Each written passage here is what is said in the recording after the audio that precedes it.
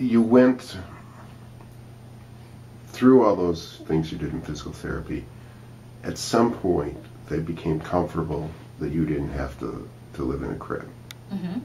Tell me about that transition. Please ask me that again. You got at some point they, one, took you out of the straitjacket. Mm-hmm. And that, you remember that pleasant memory with your boyfriend. Were you ever in the straitjacket again after that? Not that I know of. At some point, did they bring down the walls of the crib? Yeah, and I don't remember that. And I don't remember the time that I went from the crib to a regular bed. But I know it happened. And I don't remember being in a wheelchair, but I know that that happened. I remember walking, but not walking very well, but walking. And I remember pushing everybody away from me. Don't help me walk.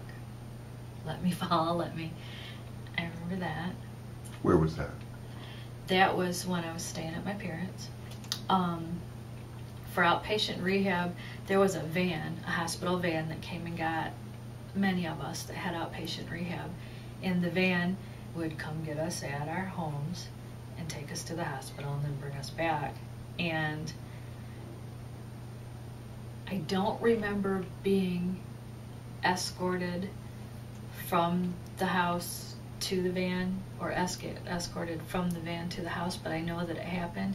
I remember when I didn't need escort from the house to the van and from the van to the house.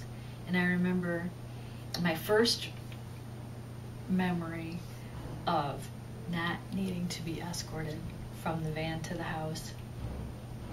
I said, the van had driven onto the street of my parents' home, and I said, today I want to walk to the house on my own.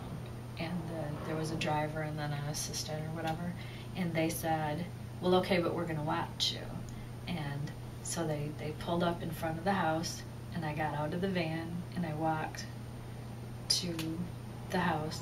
And for some reason, I wanted to open the door by kicking it, like karate kicking it. So I stood and balanced on one leg and tried to karate kick, and I fell. That's my first instance that I remember. And I remember standing right up and saying, I'm fine, don't come out. So